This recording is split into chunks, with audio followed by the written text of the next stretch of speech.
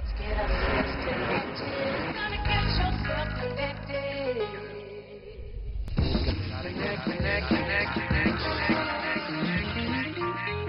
The third week of October every year is Small Business Week, and on the Thursday is Organize Your Desk Day.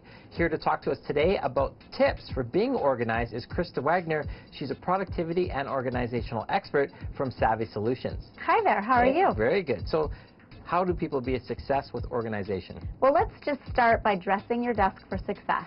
The sign of a great desk is one that is not only productive, but it's also functional. So the first thing you want to do is make sure you have all the basic office supplies you need to complete your work and have as few distractions as possible. The second thing I want to mention is to make sure that you dedicate about 30 minutes each week to plan for the next. Make sure you assess what happened last week, prioritize, and plan what you want to accomplish next week. I know one thing I often see a lot of businesses, paper is a huge issue. It tends to pile up. Paper definitely is a problem, whether it's at home or at work. My first suggestion would be to open your mail every single day. You would be surprised how quickly it really adds up. At the office, I would encourage everyone to create a desktop action file. At the office, we have a little bit more paper that requires our attention. I call these action papers. You can create a system such as this.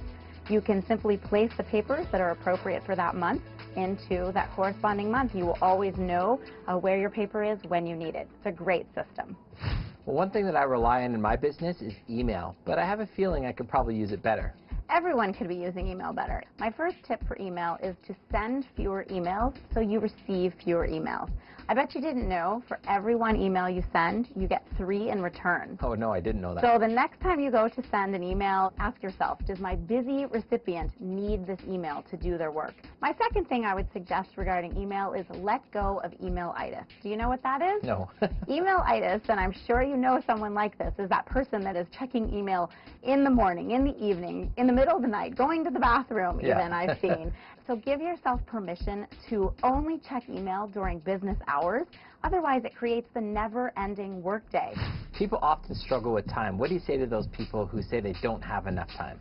I would say that we all have the same amount of time, and it's time to prioritize by getting the rocks on the calendar. And what I mean by that is putting the most important personal and professional events that you have in your life and getting them on and in your calendar so that you can make sure that you make time for them. We all have the same amount of time, and it's just about prioritizing.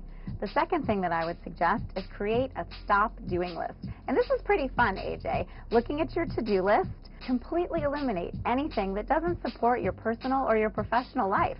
And you create a second list. That's your stop doing list. And you create it so that it reminds you that you don't have to do those things anymore. I could see my stop doing list being really big. It's a great thing to do. It's quite fun. These have been some really good tips. What are some general office tips? You know, I would say for general maintenance, a couple of suggestions I would make. First thing, just put things away as you use them. Secondly, I would say at the end of each day, make sure that you clear your desk.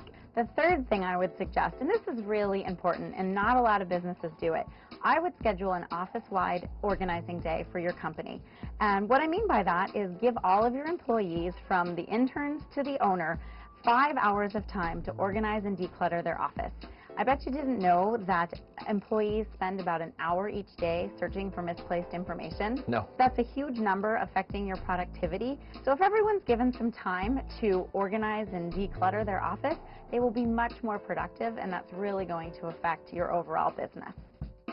Well, thank you so much, Krista. You are so welcome. It's been fun being here. Those are some great tips from Krista Wagner, productivity and organizational expert with Savvy Solutions. If you want to find out more about these tips, check out the website, organizeyourdeskday.com or getconnectedmedia.com for all of the great tips to get to know and love your desk again.